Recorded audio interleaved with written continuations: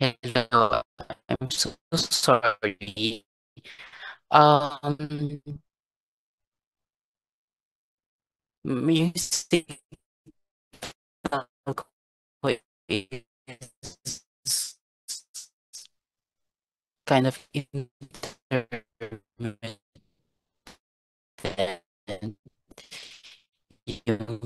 Yung ano, strength niya. Um, Nag-stop ako at what point exactly?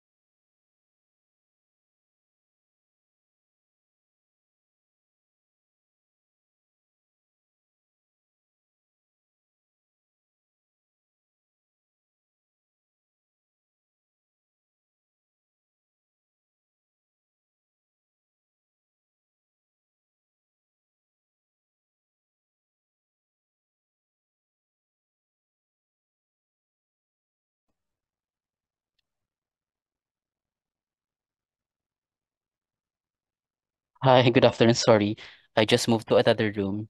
Is my signal okay na? Yes, pleasure. All right.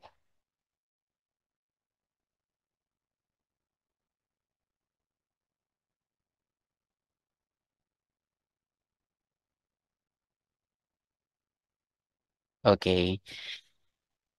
Okay. So we'll start. Again, welcome to Cell and Molecular Biology class. Again, my name is Janelle, and I'll be handling just the lecture part of this course. Actually, I'm very excited when I learned that I'll be handling yung lecture part kasi it's been a while na since I taught Cell and Mol Bio. Yeah, a lot happened in the past few years. I had a lot of experience in Mol Bio, specifically in the field of proteomics. Okay, so yeah, again, I'm currently connected here at the Research Institute for Tropical Medicine. I am a microscopist. I am playing around with this equipment. This was our old model for EM. This is worth around 80 million pesos, and we have a newly installed electron microscopy here in the institute. Uh, yeah, my first work was at the Philippine Carabao Center at the Central Luzon State University. I work here as a lab specialist doing cloning or SCNT, like yung somatic cell nuclear transfers. So yeah, we're cloning carabaos, and also we're doing cryopreservation or what do you call this, semen evaluation, yung mga AI, like artificial insemination, but in carabaos. Um, yeah, I'm currently connected at PUP Manila. I'm working as an instructor for undergraduate courses handling DevZoo, microbial genetics, microbial taxonomy, and yeah, in this course, cell and mol bio. I also teach sa graduate school for sa MS Biology. I handle advanced biosystematics. Yeah, yung my state U ko I used to teach sa UP Diliman, yeah, handling Gen Bio 2. And recently lang ako here nag-join sa RITM sa Department of Pathology. And before joining, I actually worked as a specialist sa VVIP Project 8. We implemented the COVID-19 development of immunoassay. So, yeah, these are the investigators. This is Dr. Faustino Ikatlo. Ito yung parang sensei ko. Yeah, he is now the consultant sa De La Salle State University. Yeah, he is spearheading this research about development ng vaccines or immunotherapy rather sa ASF. Vaccines and immunotherapy for African swine fever. So, yep. So, yeah. So, yun ako. So, by the way, in terms of my education, parang paniwala naman kayo na parang legit po sinasabi ni sir. Well, I just finished Master of Science in Genetics. My strength is really in genetics. My minor is molecular biology and biotechnology. And currently, I'm taking Doctor of Philosophy in Molecular Biology and Biotechnology, double minors in Veterinary Epidemiology and Microbiology at the same University, UP Los Baños. So, yeah, you guys are excited for this part.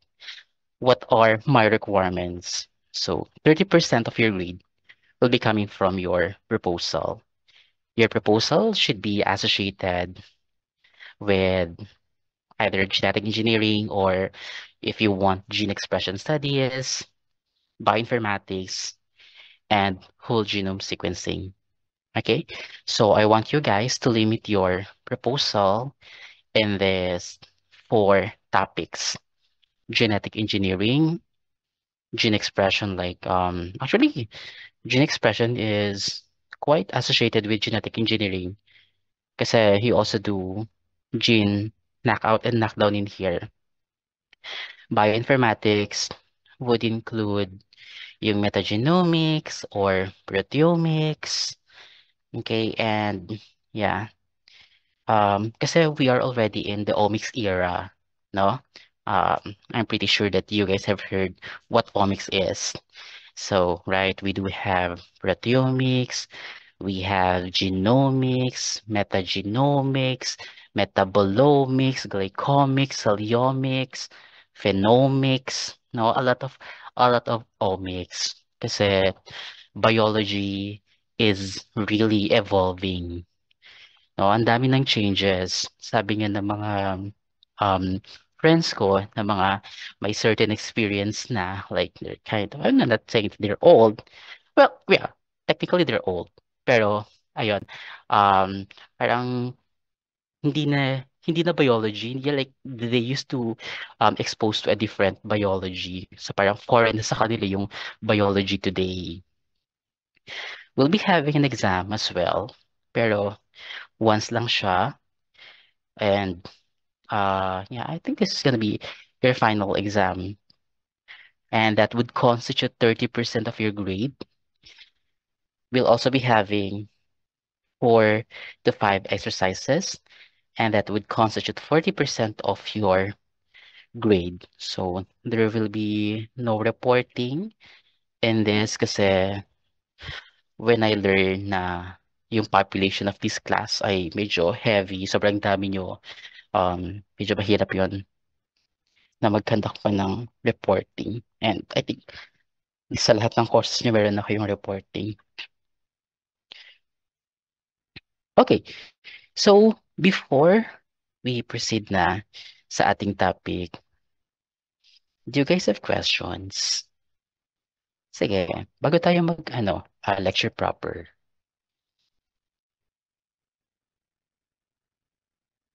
All of your concerns, sige, you can comment muna what are your expectations in this course.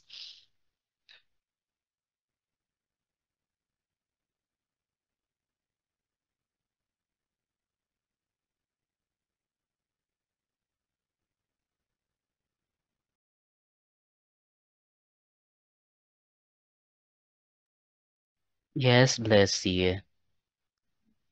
Good afternoon po, sir. I would just like to ask if yung proposal po ba individual or by group? Okay.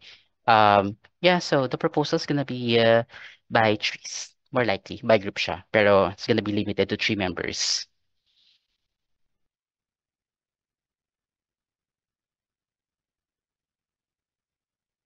Okay, yes, bless you. Follow-up question lang po, sir, is the by three na group po, are we gonna pick the members ourselves po or kayo po yung magsasabi? Okay. Gusto ko malaman sa inyo if what do you want, pero normally, or in the past few years, talaga, it's the students who pick their group mates. So, if you want that, then go lang. If you're more favorable sa ganong system. Okay. If you guys have concerns, other concerns, please, you can type it in sa chat box.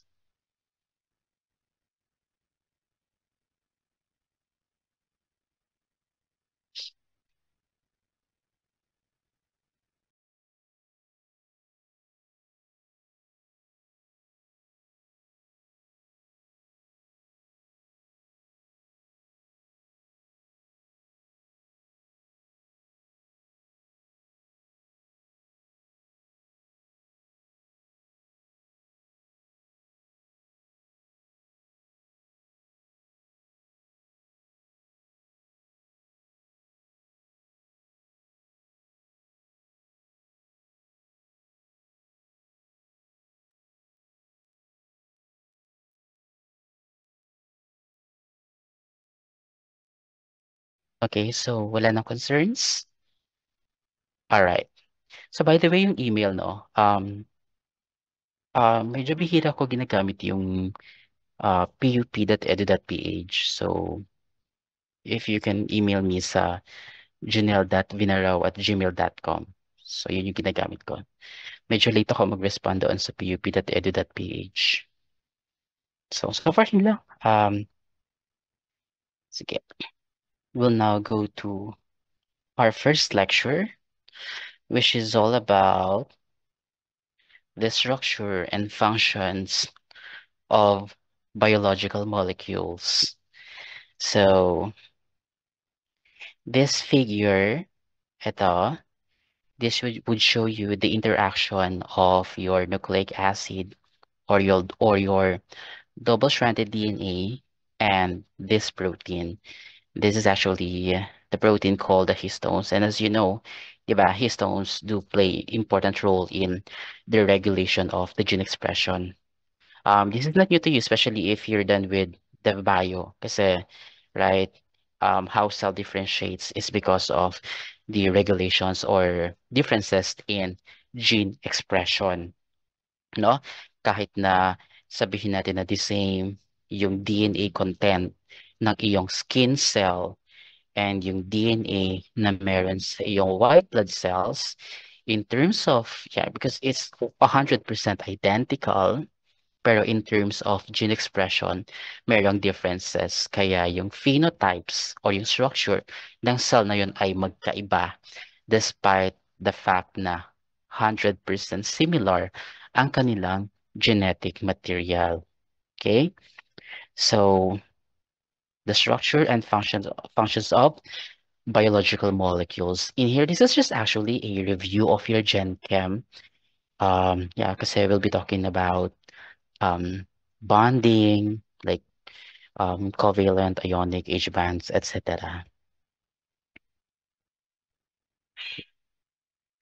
So yeah, we need this lecture for us to be able to understand that cellular function requires knowledge of structure. Very important yan, yung structure. Um, it's, it's very critical, actually, yung structure. I'm gonna give an example, no? Just to stress out yung structure, practical applications. Um, okay, so sa VAX, let's say in the field of molecular diagnostics, ang ginagamit you guys have heard ELISA, right? Enzyme link immunosorbent assay. You can just Google that, ELISA, ano yung mechanism nun, ano yung mga parts ng ELISA. Essentially, it is an antigen and antibody interactions. Okay? So, yung antigens, those are proteins. Okay? So, yung proteins na yon, the shape should be correct. The shape should be in its native form. Okay? For you to have a very good sensitivity and specificity. Okay? And also in the use of vaccines, no? Or no, siguro sa mall bio na mga lab experiments, yung mga enzymes na ginagamit, no? Yung let's say, yung polymerase, we know that polymerase's function is to amplify the DNA if it's DNA polymerase. And kapag nag-work ka sa DNA, dapat yung mga enzymes mo, hindi siya nakalapag lang sa room temperature. Right? Kasi it has to be stored, or you should position it sa cryobox or vial, or yeah, cryobox na yung temperature ay mga 4 degrees Celsius, as long as it's the temperature is low. Okay? Low enough to preserve the structure of that enzyme. Kasi, as you know, in your biochem, heat or temperature is a factor for protein denaturation. And once your proteins are denatured, nawawala ang kanyang function, right? Kaya, di ba, um, sa mga viruses, parang dito sa RITM, para mag-deactivate kami ng mga viruses before we process them, ini-incubate muna namin sila. at 65 degrees Celsius. Okay, so by exposing them or by incubating them at that certain temperature, yung function ng protein sa virus ay sira na. Okay? But, but, hindi lahat. Okay? May mga proteins that can withstand yung mga high or extreme temperature, especially if the source of those proteins are from extremophiles or yung mga thermophilic bacteria. No? So, halimbawa, yung polymerase, let's say, yung polymerase na yan, derive yan sa Thermus aquaticus na bacteria. And then, kapag hinit mo siya, the enzyme is still stable. Okay? Pero sa lab, yeah, it's a very good practice na, though you know that yung temperature ng polymerase, they're still active even you incubate them at around even at 95 degrees Celsius kasi yun yung denaturation ng PCR, nag-work pa rin sila, right? Pero it is just a best practice na all of your enzymes or your proteins should be stored in a low temperature. Next is this topic, structure and function in cells is closely related to the structure of molecules and atoms. And lastly, the study of chemistry is essential for understanding cell biology. Okay, so babalik tayo sa ating Gen Chem, pero saglit lang naman to guys. Covalent bonds. Covalent bonds in your Gen Chem essentially ay sharing of electrons, right? It's the binding between non-metal and non-metal. Okay? So bonding between two non-metal elements is called covalent bonds. These are sharing of electrons. Yeah, and compared to ionic bonds, covalent bonds are stronger. Pero may mga nag-claim, actually ito, I asked kasi yung yeah, chem professor before, I asked them if, kasi I thought na yung ionic bonding ay weaker. Kasi 'di ba, when you put salt into water, ano mangyayari sa salt, 'di ba? It will just be dissolved kasi nagkakaroon ng hydration, no, ng salts. So madaling mag-break yung sodium and chlorine elements. Pero outside of the water pala, the measure is to break down or the energy needed to break the two elements. So yung pala yung measurement to say na sino yung mas malakas yung bonding. Without water, no, sobrang lakas din or sobrang taas ng energy or kailangan natin ng high energy para ma-break down yung sodium and chlorine. Pero when you have water molecule, sobrang dali lang nila, no? Um, and since sinasabi natin sa biology na, wait,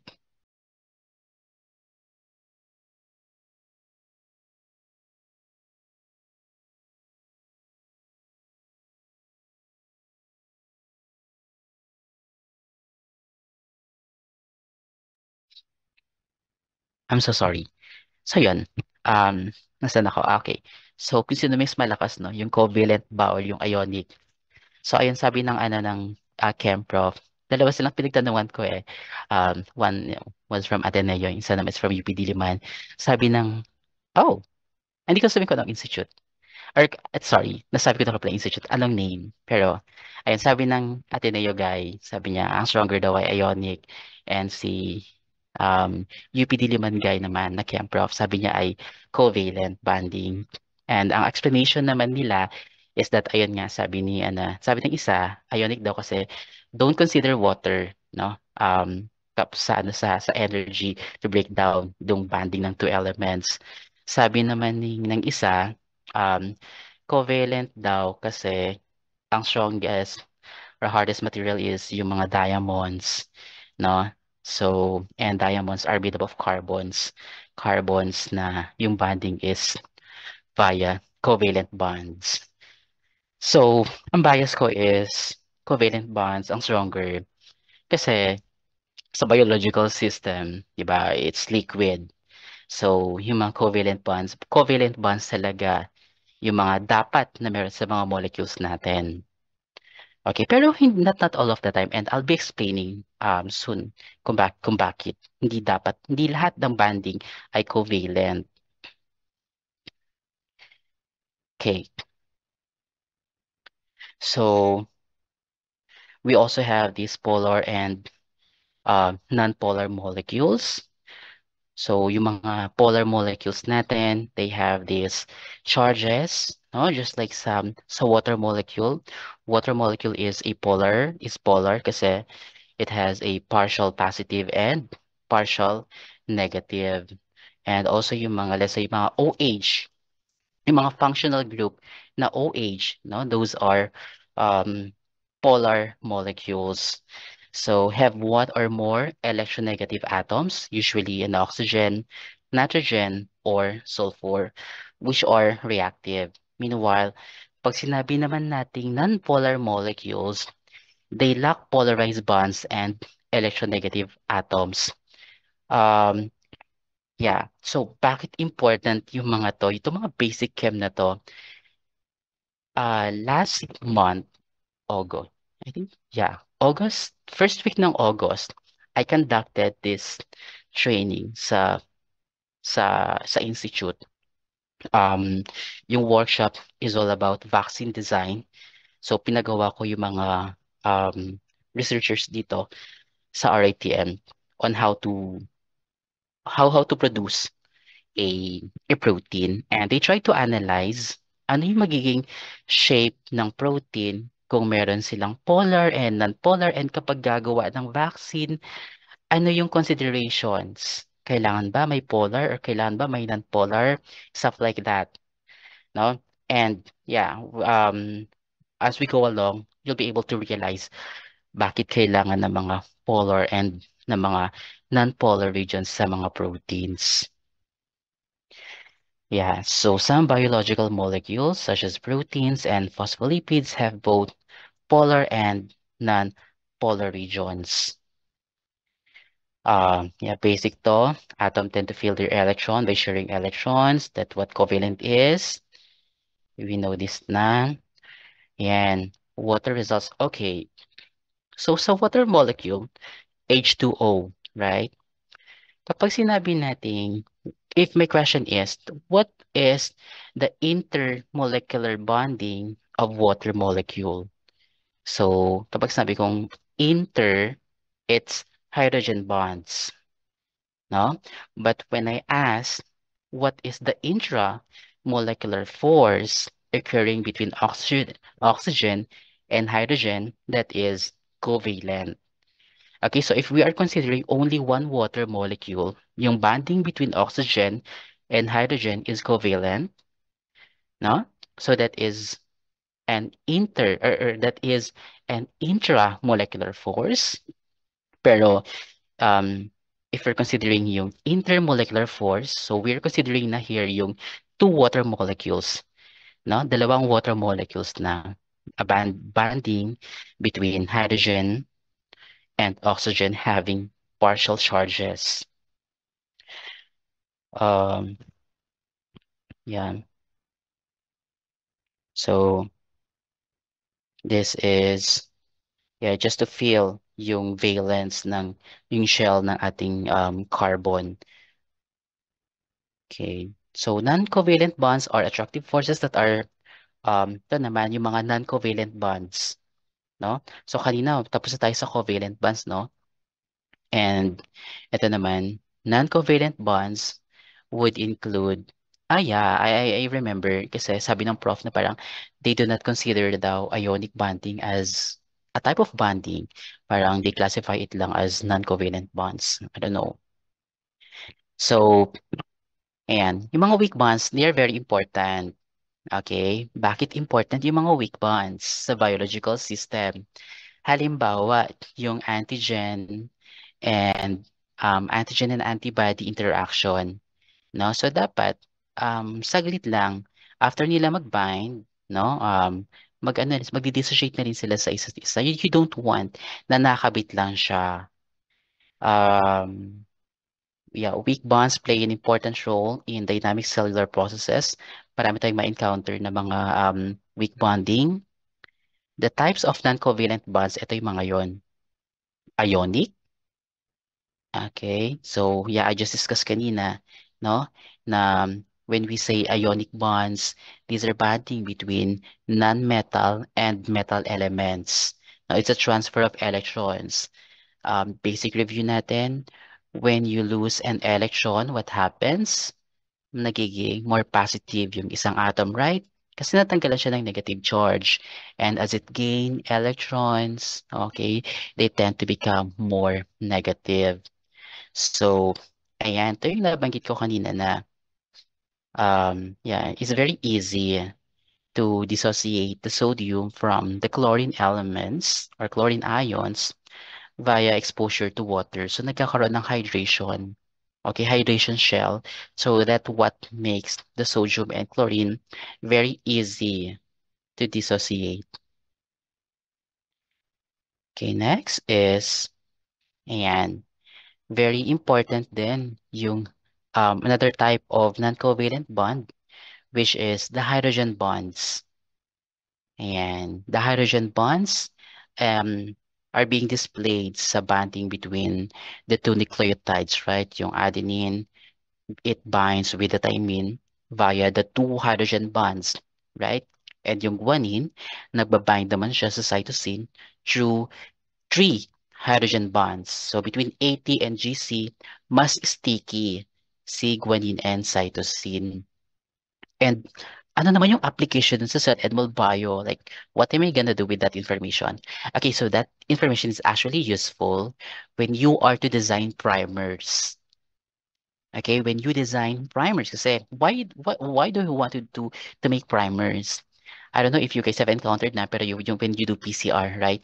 When you want to develop your own test kit, so those are the things that you have to consider is yung for you to select your best primer. Kasi without considering those, pwedeng hindi mag-bind yung primer mo sa DNA and then hindi siya mag-undergo ng polymerization, no? Walang elongation process na mangyayari sa PCR mo. So that's why, yeah, we need those information, the hydrogen bonds and and okay, so the bonding between a protein and the DNA based from this figure is is via ionic bond. So it's a weak interaction lang kasi you don't want naman na maging covalent yung protein mo sa DNA kasi it will become an interference, no? It will serve as a blockage during synthesis kasi pwedeng ma-block niya si polymerase kapag kakabit na si polymerase sa iyong DNA, no? So, yeah, kailangan very weak lang yung interaction ng mga proteins sa ating DNA.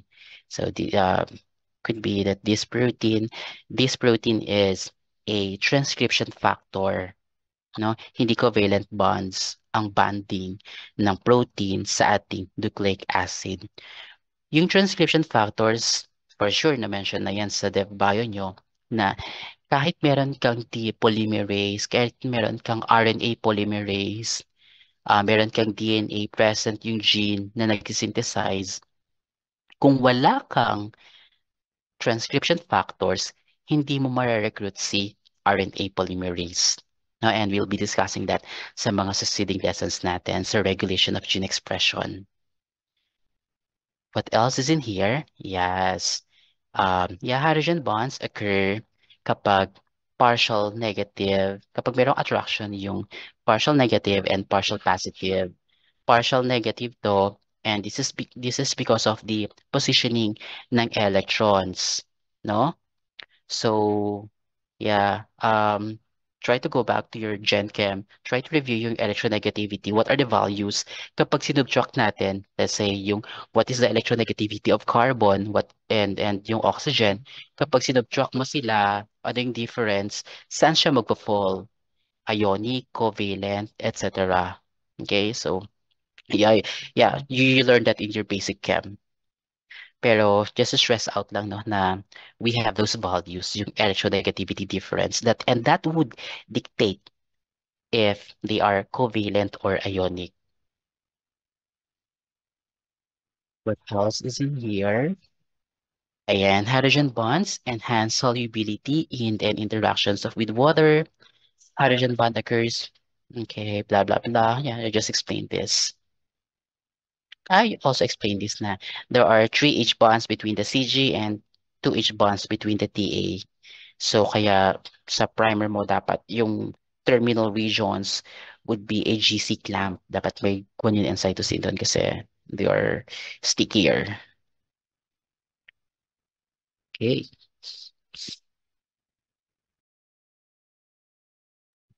Okay. So another type of non-covalent bond is yung hydrophobic interactions. So these occur when nonpolar molecules associate blah blah blah. So maybe mas maintindihan natin siya. Medyo visual learner do ang mga generations ngayon. Okay, so ito yung hydrophobic interactions, no? So yan. So we have 2 proteins and as you see, um, ano sila, surrounded sila ng mga water molecules.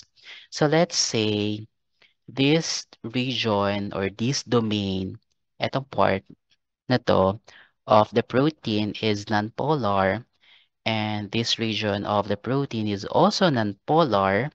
And what do you expect? Diba?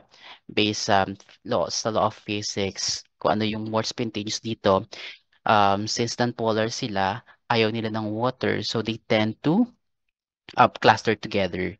So, they aggregate together. And so kapag may nakita kayong ganito na structures sa under X-ray crystallography, ganito yung interaction ng protein, it is more likely that these are non-polar residues. So yung amino acid residues nyo ay mga non-polar. And saan ba ito gagamitin? Well, very important din to when you do um protein purification kasi kailangan mo lang yung knowledge about this na parang okay, um I I want to purify my proteins, I want to isolate my proteins, so how are you gonna do that? So yeah, you can do ammonium sulfate precipitation. Okay, so utilizing this knowledge about hydrophobic interactions, so you'll be able to accumulate your proteins, or you'll be able to concentrate your proteins.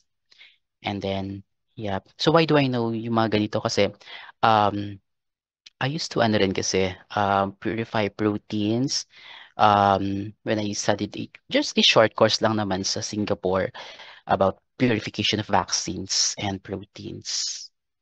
So, yeah, dun ko na realize na, alam mo yun, when I was there, yung mga um, co-trainees ko, parang, parang, ako kasi during that time, parang kinalimutan ko na yung mga gano'n. Parang sabi ko, saan ko ba ito gagamitin? I just realized doon na parang, kailan ko pala ng mga ano, parang yung usap, what, yung mga language nila, ay parang, ganyan-ganyan, kasi polar yung ganito. Parang, how did you guys correlate yung mga basic Gen Chem information sa experiments namin? So, wala lang. So, doon ko na-realize na, okay, mag-aaral na ako talaga ng totoo. And hanggang ngayon actually, gamit na gamit ko siya. Parang kapag may mga procedures na kailangang i-optimize, no? Like ano yung mga strategies ko, paano ko i-purify yung proteins kasi ganun yung ginagawa ko eh. I purify proteins. So, nagde-develop ako ng antibodies, and then purify ko yung antibodies or yung proteins na na-express sa E. coli or sa mammalian cell. So, how am I gonna capture yung proteins na yon na target? Thousands yung meron sa cell, right? Kaya nga, dati, siguro medyo hindi pa ako ano doon. I feel like siguro at fault din ako kasi may mga sasabihin ko ba? Okay.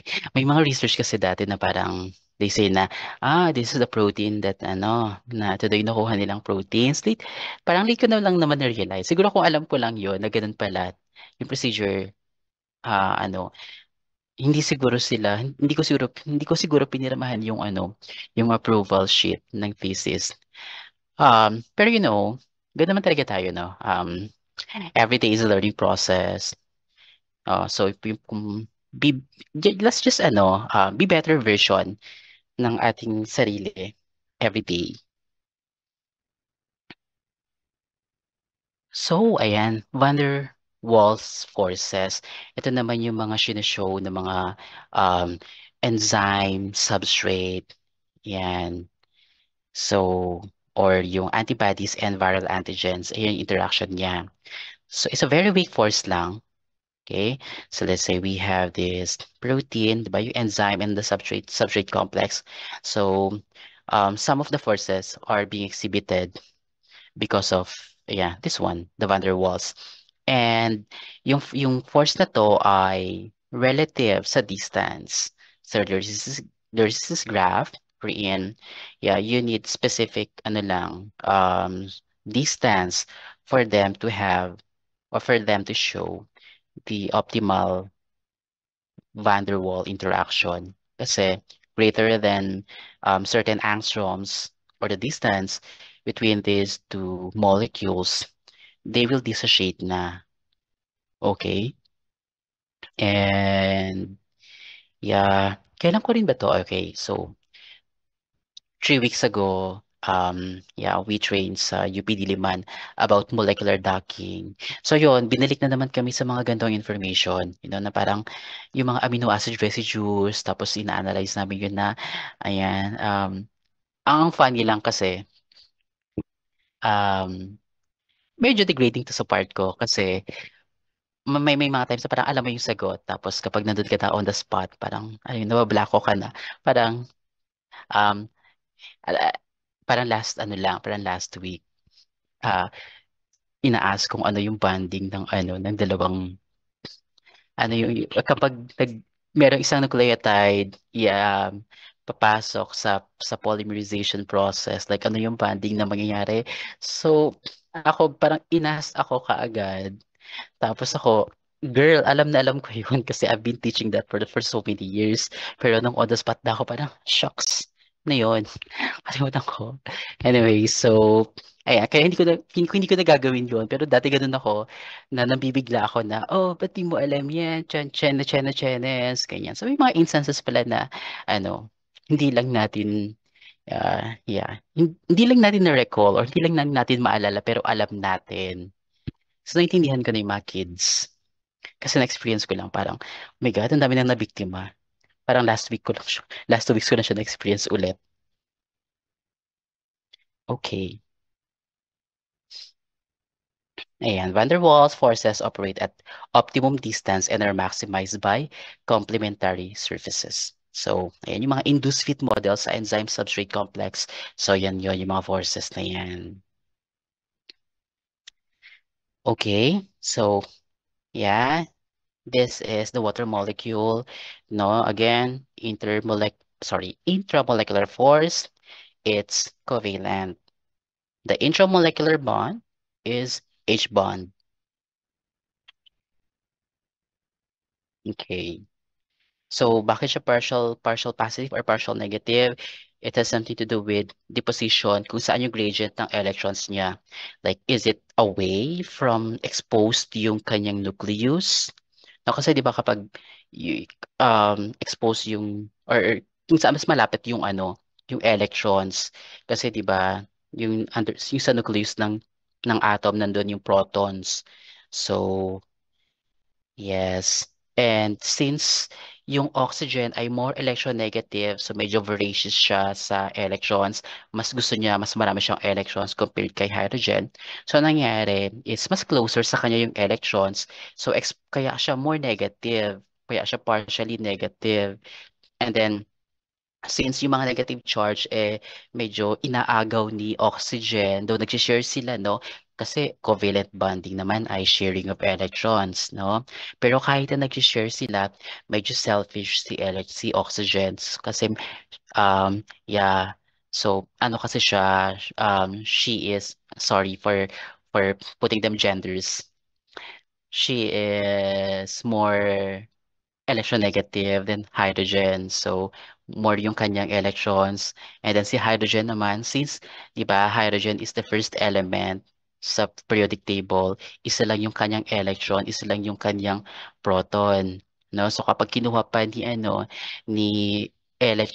ni oxygen yung electron, so ang natitira na lang sa kanya is yung parang expose yung kanyang nucleus, no, in which andun yung positive charge, yun yung protons.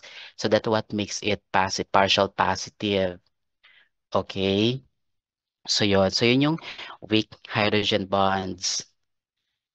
Ayan. Sorry, medyo squammy yung pag-explain ko sa inyo, no? Pero, um, I used to explain it kasi like tuloy-tuloy na, blah, blah, blah, hydrogen bonds is a intermolecular force, blah, blah, blah, blah, blah. Pero, nangyari rin sa akin yan. Parang, ang dami ko mga realizations this past few months. Parang, kapag mabilis pala na, ang dami mong sinasabing mga technical, parang, ako na parang, uy, ako na to, pati ko pa nagigets. Alam mo yun. So, I just realized na dapat chill lang pala yung learning. Yeah, hindi mo kailangan maging very, like, I know naman to myself na I'm not that. Yun lang. Okay, going back to our lecture, just feel free to, feel free to ask. Pero, wag yun naman, feel free to ask questions. Pero wag yun ako i-interrupt. Makinig na lang kayo. Ayan, i-ano nyo na lang, i-chat GPT nyo na lang kung kaya naman ng chat GPT, sagutin yung mga questions nyo. I'm not saying na chat GPT is bawal. In fact, ini-encourage ko pa nga kayo to use AI. Kasi yung iba, very bad yung ano nila, connotation nila with the use of chat GPT. No. In our field, like, um, in our course, hindi kami makapag-proceed sa bioinformatic analysis without the help of ChatGPT. Very helpful siya. Even in my school sa UPLB, may professor sa veterinary epidemiology kasi we're analyzing big data. So, yeah, sabi niya, we should always, kung hindi mo na kaya, or actually even if kaya mo, ipa-double check mo kay ChatGPT. Wala namang wawala. Ayan. And it will not make you um not smart, no, when you use ChatGPT. It's okay. It's 2024. Let's embrace AI. Char, tamad lang talaga tayo minsan. Char, most of the times. Okay, send na tayo. And so, the life supporting properties of water. Feeling ko alam na alam nyo na to, yung mga properties niya, no, na high heat capacity, yung high heat of vaporization. And I know this kasi lecturer din ako sa UPCAT. So, lumalabas doon sa UPCAT na yung properties of water, yung cohesion and adhesion. So, as you know, water is a universal solvent. Yan, high surface tension due to H bond. We know this, we know this. Ito na lang. Um, it is involved in a lot of reactions. So in this example, meron tayong glucose and fructose. Definitely, this is not lactose. Ano ba ang sugar when you have this disaccharide, glucose and fructose? Pwede yun sa chat box. Pwede pa-help. Kasi what I know is glucose and galactose, that's lactose. Pero if it's maltose ba? No. Ano ba? Glucose and fructose. Fructose is the sweetest sugar. So ano yung, anong disaccharide, glucose and fructose? Help me naman sa chat box. Help. Ayoko na kasi mag-stop share tapos ako mag-google. Kayo na lang.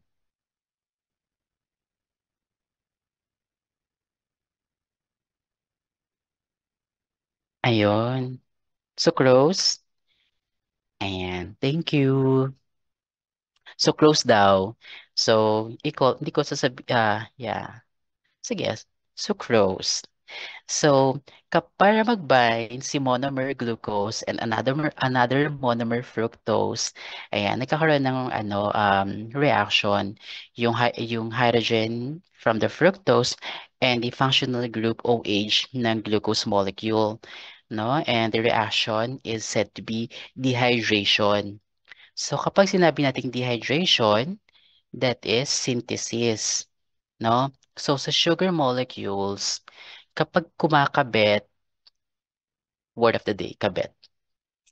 Um, kapag kumakabit si glucose and fructose, ayan, yeah, ito yung mga molecule na involved, no? Yung functional group na OH and si H group naman ng fructose. So, ang product niya ay water.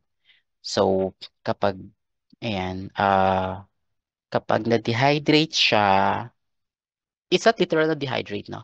Literal dehydrate means removal of water. Okay, so ganun lang. Removal of water. So nagkakaroon na ng banding between, ato pala. My God, I'm so stupid. Ayan, so we have sucrose pala. So, and etong process naman na to is reversible reaction. So when you want naman to break down the sucrose into glucose and fructose, now what you need is hydrolysis. Now you add water.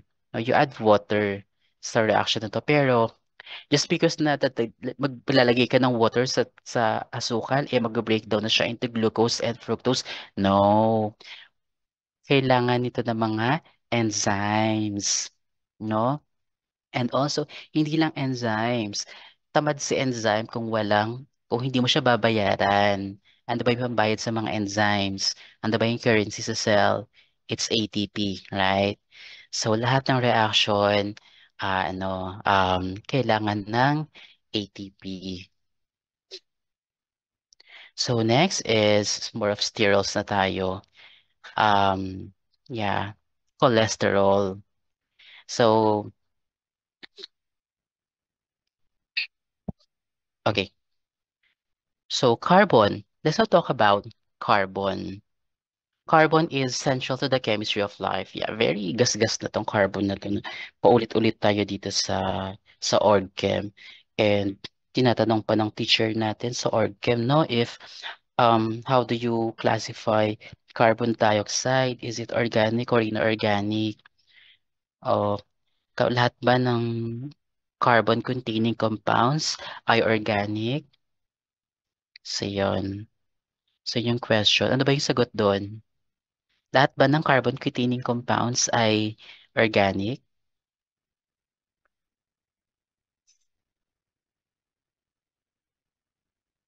Ayan, sabi kasi dito, carbon-containing molecules produced by living organisms are called biochemicals. True or false?